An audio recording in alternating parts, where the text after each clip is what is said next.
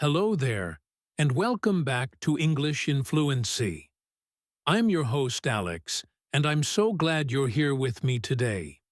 Have you ever felt that moment of deep frustration when you're studying English? You've been working hard, maybe for months, maybe even years, and suddenly, you feel like you haven't made any progress at all. You understand a little, but then you meet a native speaker or watch a movie without subtitles, and it feels like you're starting from scratch. That feeling, that heavy sigh of, "Why is this so slow?" is completely normal. In fact, it's a universal part of learning any skill, especially a language. Today, we're not just going to practice your B1 English listening skills, we're going to talk honestly about that journey. We'll dive into why English improvement takes time, how to stay patient with yourself, and most importantly, we'll practice listening to real, simple conversations that will build your confidence. You need to know this.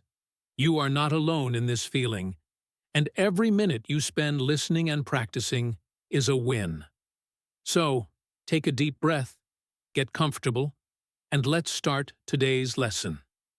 Your English journey is a marathon, not a sprint, and we're going to run it together, one patient step at a time. Now let's begin by listening to a short conversation. I want you to imagine two people, Alara and Ben. They are friends who met while studying English in a language class. They are currently talking about their weekend plans, but the conversation quickly turns to their feelings about their studies. Listen carefully to how they express their frustration and how they encourage each other. I'll ask you a simple question afterward, so just focus on the main idea. Ilara begins the conversation. "Hey Ben, what are you doing this weekend? Anything exciting planned?" Ilara asked, leaning back in her chair, a slight tiredness in her voice. Ben replied, "Not much, Ilara. Probably just going to stay home and try to finally finish that essay for our grammar class. Honestly, I'm feeling a bit down about my English lately. It feels like I'm stuck. I learn a new rule, and then I forget two old ones." Ilara sighed and nodded. "Oh, I completely get that. I was trying to talk to my neighbor, Mr. Davies, earlier today, and he was speaking so quickly about his garden. I understood maybe one word out of every 5. I just smiled and nodded a lot, but inside, I felt really stupid. It makes me question why I bother sometimes." Ben looked at her sympathetically. "Don't say that, Ilara. You've come so far. I remember when you couldn't even put a simple sentence together. Now you're having full conversations, even if they are with fast-talking gardeners. What helps me sometimes is looking back at my old notes, like truly looking at where I was 6 months ago. That usually gives me a little boost." "That's a good idea, Ben. Maybe I will look at that journal I kept. I wrote the first entry in English, and it was mostly just single words. I guess I need to remind myself that progress isn't a straight line. It's more like a staircase, where sometimes you walk on a flat landing for a while, and that's okay," Ilara said, sounding slightly brighter. Ben smiled. "Exactly. We just need to stay patient with ourselves, right? So, how about this? After we finish our homework, let's meet up on Sunday for coffee, and we can only speak English. No pressure, just a relaxed conversation. We can practice the difference between make and do, if you want. That one still gets me sometimes." "A coffee and a make versus do battle? I'm in. That sounds much better than staring at a textbook all day. Thanks, Ben. You always know how to cheer me up." Ilara agreed. Ben stood up, gathering his books. "Any time, Ilara. Remember, English improvement takes time. Now, let's go tackle that essay. Now, here is the simple listening question for you. What suggestion did Ben give Ilara to help her feel better about her English progress? Think about it for a moment. The answer is that Ben suggested Ilara should look back at her old notes or journal to see how far she has come. Did you catch that? If you did, excellent work. If you missed a detail, don't worry. This is the entire point of this practice. You can always rewind this section and listen again. Good listening practice often involves listening more than once. The first time, you listen for the main idea. The second time, you listen for the details. Let's move on, and we'll talk a little more about that idea of the staircase of progress that Ilara mentioned. The concept of the staircase is a wonderful way to think about learning English. You have periods where you make rapid leaps. Those are the steps going up. Maybe you suddenly understand the conditional tense, or you can finally pronounce the tau, thai sound correctly. These moments feel fantastic. But then, you reach a plateau. That's the flat landing on the staircase. You might feel like you're doing the same exercises, reading the same level of books, and nothing new is clicking. This is the moment where many people get frustrated and give up. They think, I'm not learning anymore. But here is the secret. You are still learning. When you are on the flat landing, your brain is not stagnant. It's actually busy consolidating all the new information you just learned on the step before. It's moving the knowledge from your short-term memory to your long-term memory. It's making the connections stronger, faster, and more automatic. This is the deep work of language acquisition, and it's why you must stay patient with yourself. The brain needs this time to process and internalize the language. Think of it like a computer saving a huge file. It takes a moment, but when the saving is finished, that file is there forever. So, how do we make the most of this waiting time, this plateau? We practice passive listening. This is a powerful technique. You don't have to be actively studying grammar rules or vocabulary lists all the time. Sometimes, you just need to surround yourself with the sound of English. Let's try a passive listening exercise now. I'm going to read a short passage describing a peaceful scene. I want you to simply listen to the flow, the rhythm, and the sounds of the words. Don't worry about translating every single word. Just let the sound wash over you. Close your eyes if that helps you focus. The small cafe was quiet on a Tuesday morning. Outside, a gentle rain was falling, creating a soft drumming sound on the window panes. Inside, the air smelled warmly of cinnamon and fresh coffee. An elderly woman, wearing a bright purple scarf, sat near the corner, slowly turning the pages of a thick novel. She occasionally took a small sip of her tea, steam rising in a thin curl. The only sound, apart from the rain, was the gentle hiss of the espresso machine, preparing the next fresh cup. It was a perfect moment of stillness, a quiet pause in the middle of a busy week. The world outside felt distant and unimportant, replaced by the simple, comforting presence of the warm room and the quiet sound of the rain. That's passive listening. Did you feel the atmosphere? Did you catch the feeling of quietness? You didn't need to know the exact definition of cinnamon or window panes to understand the main feeling of the text. That is a huge step in B1 English listening. You are moving away from translating and moving towards understanding the message. Now, let's return to our friends, Ilara and Ben, as they meet for their coffee. They are sitting at a small table. Ben is sipping his espresso, and Ilara has a latte. Remember their challenge.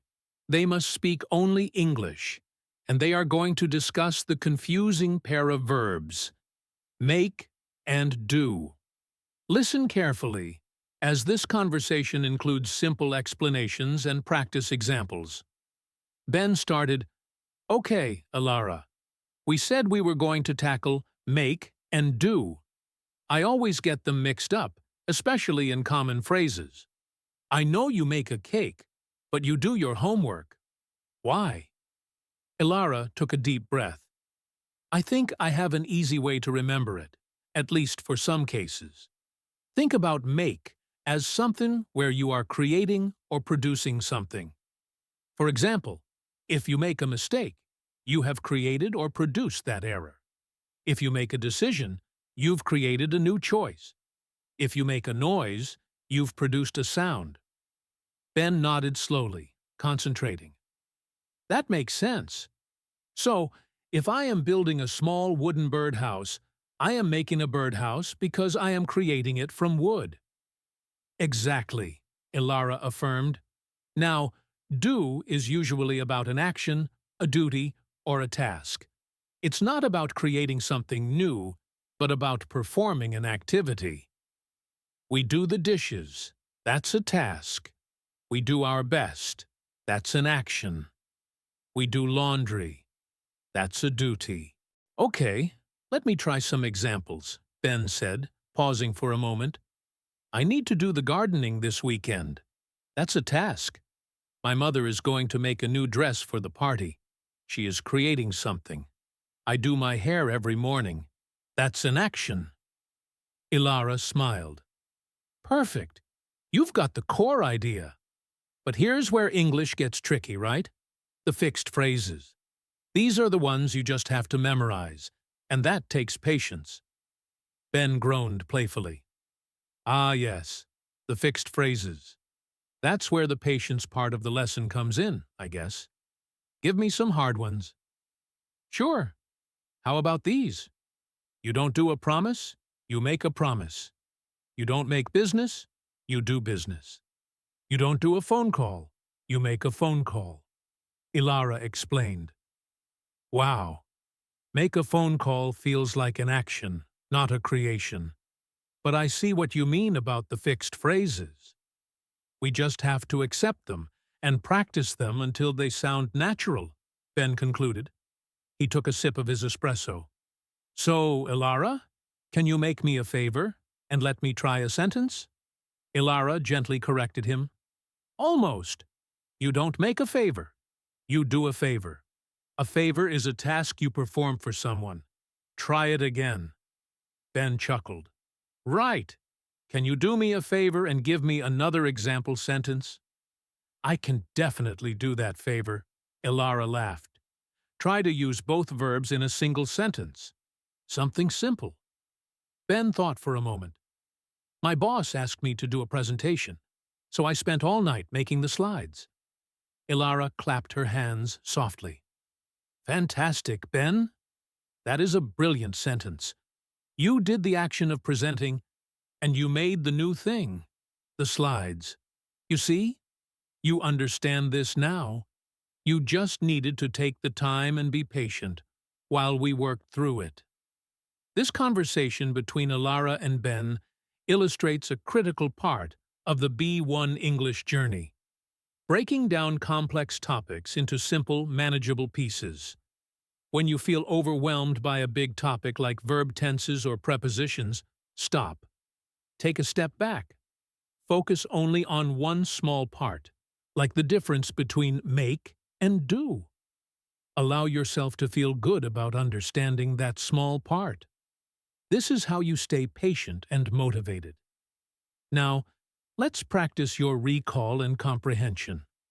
I'm going to give you 4 sentences. I want you to decide if the correct verb is make or do. I will pause after each one, giving you time to say the answer out loud. Remember to say the full sentence. Number 1. Sarah wants to make do, a suggestion about the meeting time. The correct answer is make. Sarah wants to make a suggestion. She is creating a new idea for the meeting time. Number 2, I need to make Chan do the shopping before the store closes. The correct answer is do. I need to do the shopping. Shopping is a task or chore. Number 3, please be quiet. You are doing too much noise. The correct answer is making. You are making too much noise. You are producing a sound. Number 4, did you make I do anything interesting last weekend? The correct answer is do. Did you do anything interesting? This refers to actions or activities you performed. How did you do? 4 out of 4. Wonderful. 2 out of 4. That's still progress. If you struggled, this simply shows you where to focus your study time. Use an online dictionary to find 5 common fixed phrases with make and 5 common fixed phrases with do. Write them down, read them out loud, and listen to the difference. Remember, the journey requires patience, especially with memorization. Now, we need to think about a concept that is often overlooked in English learning: the power of listening to different voices and accents. In the real world, English is spoken by billions of people, and no 2 people sound exactly alike. To truly improve your fluency and listening skills, you need exposure. Let's listen to a new person now. This is Liam. Liam is speaking to his friend Maya. Liam has recently moved to a new city for work, and he is telling Maya about his struggles with understanding the local way of speaking. Pay attention to the emotion in his voice, as well as the words he uses. Liam begins the conversation on the phone with a sigh. Hey Maya, how are things back home? Everything here is fine, I guess. The job is great, but honestly, the language is throwing me off. Maya asked. What do you mean, Liam? You passed the B2 exam before you left. Your English is excellent. It is, but it's not this English, Liam replied, a little stressed. The people here, especially my coworkers, use so much slang. They have these unique idioms and phrases I've never heard before. For example, yesterday, my manager said, "That's a no-brainer." I spent 5 minutes trying to figure out if it meant I was stupid or if the task was easy. It turned out it meant the task was very easy and obvious. But I felt completely lost in the moment. Maya chuckled softly. Oh, I remember that one. That's a great example of a fixed phrase you just have to learn, like how we say break a leg to mean good luck. It makes no logical sense. Exactly. And then there is the speed. They talk at 1,000,000 miles an hour. When I ask them to slow down, they try, but they always speed up again. It makes me feel like I am back at the beginning, like when I first started learning English years ago, Liam confessed. Liam, listen to me. This is not you starting over. This is a new level of difficulty. Think of it like a video game. You finished the first world, which was general English, and now you've entered the second world, which is local, fast-paced, real-world English. You've got to unlock a new skill, contextual listening. You can't stop them from speaking fast, so you need to practice listening for the keywords, the most important words that tell you the main idea.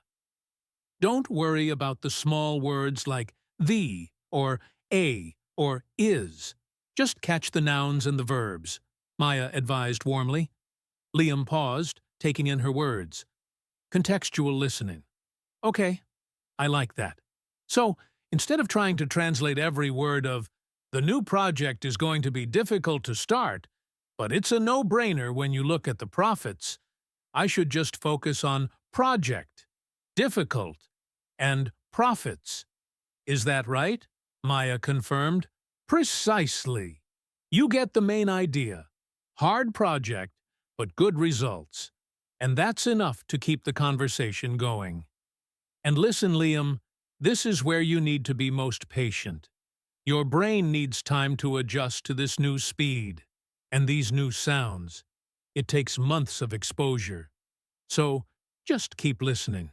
Don't pressure yourself to speak perfectly or understand perfectly. Just keep taking it in. You're right, Maya. I need to stop beating myself up about this. English improvement takes time.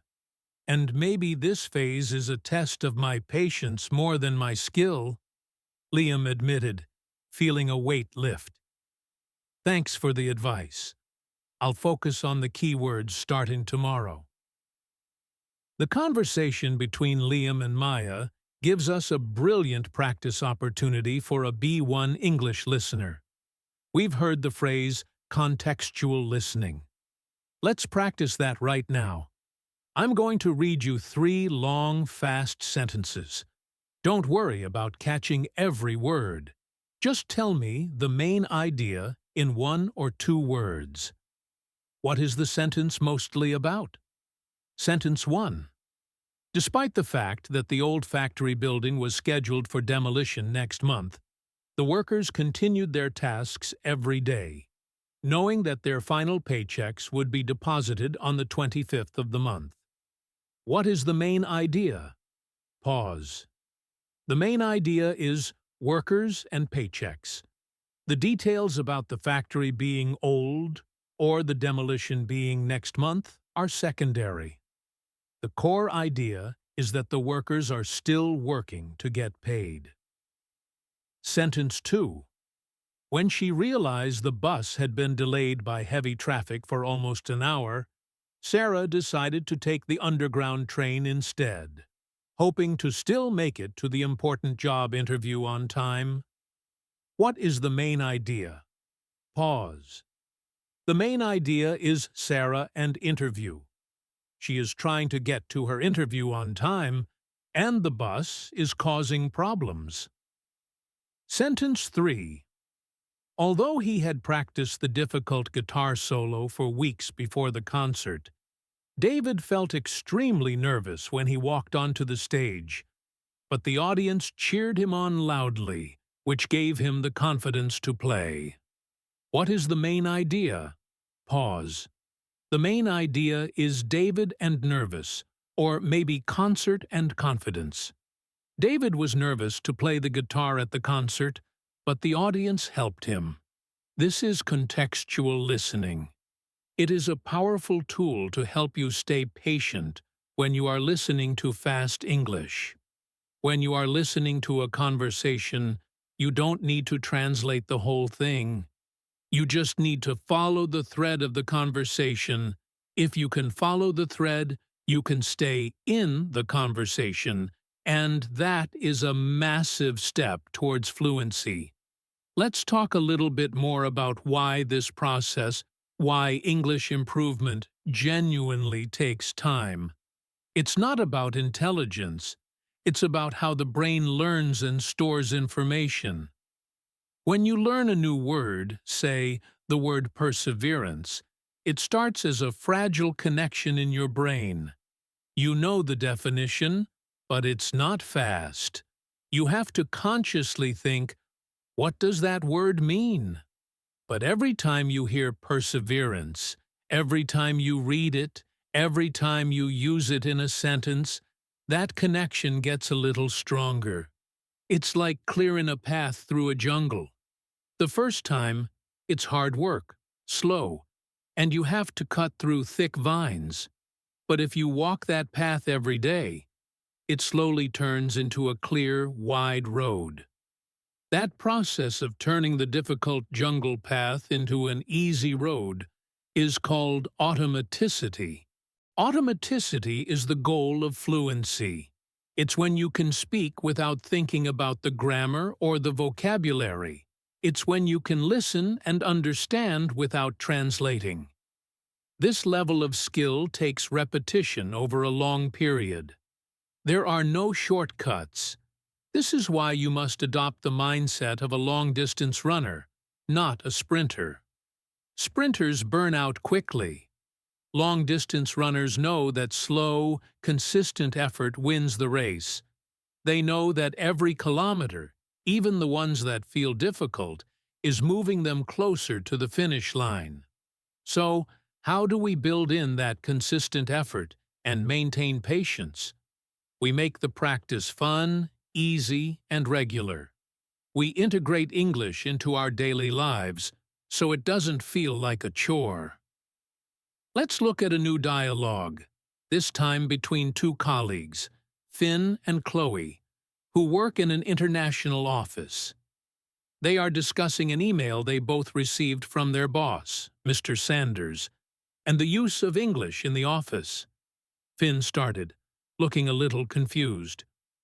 "Did you read Mr. Sanders's email about the new project timeline? I think I missed the most important part. He used the word pending about 4 times, and I'm not entirely sure what he means in this context." Chloe smiled kindly. "Yes, I read it. Pending just means that something is waiting to be dealt with or about to happen. In his email, he was saying that the final budget numbers are still pending, meaning they are not confirmed yet. They are still waiting for approval." "Ah, I see. So the final decision is pending until the budget is approved. That makes so much more sense," Finn said, relief washing over his face. "Thank you, Chloe. It's these small, formal words that always trip me up. I know the general words, but I need to learn the business words." Chloe nodded. "I know the feeling. I felt the same way when I started here. My trick for learning new vocabulary is to not just learn the word, but to learn the whole phrase it comes in. So, instead of just learning pending, you learn the phrase, 'The report is still pending,' or 'The final decision is pending the results.'" Finn immediately pulled out his phone. "That is brilliant advice. So, I will write, 'The report is still pending.' And I will look up 3 more words from that email, and I'll learn the phrase for each one. That feels much less overwhelming than trying to memorize a list of 50 words." It absolutely is. And this brings us back to the patience thing, Finn. You're not going to get these words overnight. You'll hear pending today, and you might forget it tomorrow. Then you'll hear it next week, and the connection gets stronger. You might not feel a huge leap, but every time you understand one of these words, you've built a tiny bit of automaticity. That small piece adds up over time to real fluency, Chloe explained, tapping the desk lightly. "You're right. I need to stop being so hard on myself. I've been studying English for 4 years, and sometimes I feel like I should be completely perfect by now," Finn admitted. 4 years of consistent effort is a huge accomplishment, Finn. You are already fluent enough to work in this office and talk about complex budget timelines. You are focusing on the tiny imperfections, but you should be focusing on the huge progress you've made. Don't compare your 4 years to someone else's 10 years. Compare your English now to your English 6 months ago. That's the only comparison that matters, Chloe encouraged him. The conversation between Finn and Chloe is all about the B1 English Students Challenge with formal and business vocabulary. As you move from simple conversational English to professional or academic English, you encounter a whole new set of words. Just like Finn, you might know the general meaning, but the specific fixed phrase usage is difficult. Let's do a simple listening and vocabulary practice based on their advice. I will give you a common B1 level formal verb, and then I will give you 3 sentences. You have to listen for which sentence uses the verb in a common fixed phrase. The verb is to establish. To establish means to set up, to create, or to confirm something. Listen to these three sentences using the verb to establish. Sentence A. The carpenter will establish the new table by using his tools. Sentence B. After several meetings, the team will establish a clear goal for the project. Sentence C. The small child decided to establish his toys on the floor of the living room. Which sentence uses to establish in the most common, fixed, B1-level context? Pause. The correct answer is sentence B. You often establish a goal, establish a rule, or establish a company. The meaning is to formally set up or confirm something. Sentence A and C are grammatically fine, but in natural common English, we would usually say the carpenter will build the table, and the child will put the toys on the floor. Learning the phrases, not just the words, is a key to patience. It prevents you from using a word in an awkward way and helps you sound more natural. Let's take another small break from the dialogues and discuss the role of mistakes. When you are learning English, especially in the B1 level, you will make many mistakes. You will mix up make and do. You will use the wrong preposition, and you will get the verb tenses wrong. This is not a sign of failure. It is a sign that you are actively using the language. Think of a baby learning to walk. They fall down hundreds of times. Do they get frustrated and say, "Walking is too hard, I will give up"? No. They simply get up and try again. Each fall is just a chance to learn how to balance better. Your English mistakes are exactly the same. They are learning opportunities. When a teacher or a friend corrects your mistake, don't feel embarrassed. Feel thankful. That person just gave you a free lesson. They showed you exactly where your brain needs to make the path stronger. A person who never speaks English never makes a mistake, but they also never improve. A person who speaks English every day, even with many mistakes, is constantly improving. So, promise yourself this: I will be patient with my mistakes, and I will see them as free lessons. To practice this mindset, let's listen to a final conversation between two students, Stefan and Nadia, who are working on a presentation together. Stefan is struggling with his pronunciation, and Nadia is helping him in a supportive way. Stefan was reading his script aloud to Nadia. And this decision will have a big impact on the final results. Nadia listened carefully and then gently interrupted him. "That was great, Stefan. You were very clear, but just two small words on the pronunciation. The first word you said, decisión, is actually pronounced decisión. The stress is on the second syllable, decisión." Stefan tried it slowly. Decisión, decisión. Ah, that feels strange in my mouth. It's just different. Your mouth needs to practice the new movement. Try saying it 3 times quickly. Decision, decision, decision, Nadia prompted. Stefan followed her instructions.